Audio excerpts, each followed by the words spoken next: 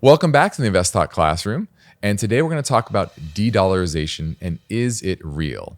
Now, a popular topic in today's media landscape is if the dollar's dominance as the global reserve currency is at its end. And Luke, I know this is a controversial topic and many people think that it is. What do you think? So before I answer that question, I think it's important to think about where the dollar has been and why it is the way it is today. So in the wake of World War II, with most of, if not all of Europe destroyed, the dollar took on a prominent position as a global exchange currency, if you will. And 60, 70 years later, it is still the preeminent global reserve currency. Now, what you've seen is because of the US's use of soft power, so hard power being military force, whereas soft power is sanctions.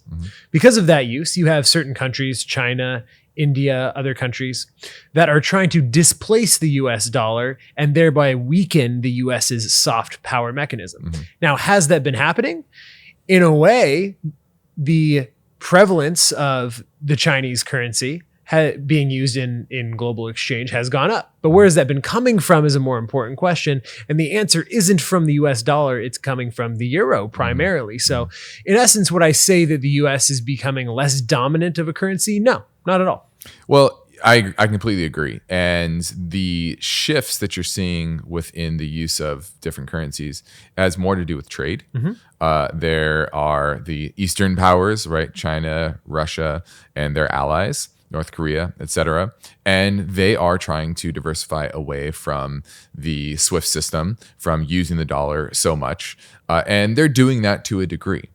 But they're still putting their financial assets in dollars. And that's where there's pretty much been no shift away from the dollar, is when people have or countries have assets, they're putting those in dollar denominated assets. And that mainly because I would say of debt, right? When you go and you have a mortgage, which is a debt that is denominated in dollars, you need dollars to pay that back. And that happens around the world, not just in mortgages, but lending between countries, lending to other corporations, et cetera. They all need dollars for the most part. I think somewhere around 80% of global debt is denominated in dollars. So that's a lot of debt that's needed to be serviced, and those people need dollars to service that debt. And so the financial system still relies heavily on the dollar, and there's not really an alternative. Bitcoin certainly isn't up to the task quite yet. No, that's a good point you make, because one of the solutions, if you will, that people say that crypto is getting rid of the US hegemony in terms of transacting in dollars, right? But think about it mechanically, how this happens. How do you buy Bitcoin? Fiat currency. Where is that fiat currency going to be housed? In a traditional bank. How is that traditional bank going to capitalize itself? US dollars and US treasuries. The dollar, even within the crypto landscape, is still as important as it has ever been. Yeah, because they always price Bitcoin in dollar terms, right? Not in terms of how much oil it can buy you or how much gold it can buy you or whatever type of hard asset it can buy you. You never hear that.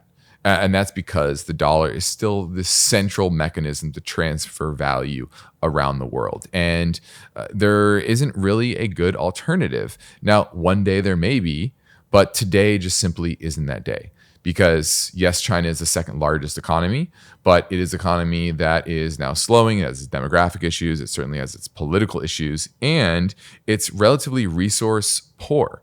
And going back to why the dollar became the reserve currency during the Bretton Woods era was because we had the best and strongest economy that was left after World War II.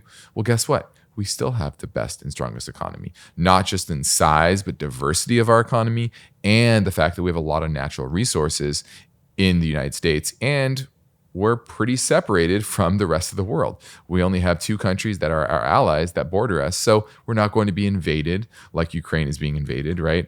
And so the geopolitical trends just don't add up to really de-dollarization being real in a material way. On the margins, yes, but certainly in the financial sector, financial system, definitely no. Yeah, and allies is an important part, right? Because in order for people to create an alternate system, you have to get people to use that alternate system. And so long as a lot of the world depends on the US military power, it's also going to depend on the US dollar. Yeah. And those sanctions will work because they don't want to be cut off from the United States. And so Europe is very reliant due to NATO on US hegemony and US military. And so I don't think that's going to change. Now, there are countries that will try to shift their focus and shift their financial system away from that soft power. But it's very difficult, especially when you're trying to do business with the Western world, right? So China would probably like to get away from being so dominated by the dollar, but at the end of the day, they are focused. Their business is focused on Europe and the United States. That's where their two largest customers reside. And so until that changes, they're going to have a very difficult time weaning themselves off of the SWIFT system, the dollar, et cetera. Even though they are doing the Belt and Road Initiative, they're trying to partner with Russia in certain ways to get cheap energy. But if they detach themselves from Europe, from the United States, then their entire economy is going to collapse. If they make a choice between exports and how people pay for those exports, they're going to choose having exports all the time. Exactly. Anytime. Exactly. Because their deal with their public is that they will grow the economy, keep the economy strong. And if that's no longer the case, then suddenly they don't have power anymore. And so they're going to keep the main crux of the strength of their economy, which is the export business. And they mainly export in euros and dollars. So in summary, is de-dollarization real? Not really. The dollar is strong. It will remain strong probably for the foreseeable future. Now, 10, 20, 30 years from now, that certainly could change. But for now, de-dollarization is really not a thing.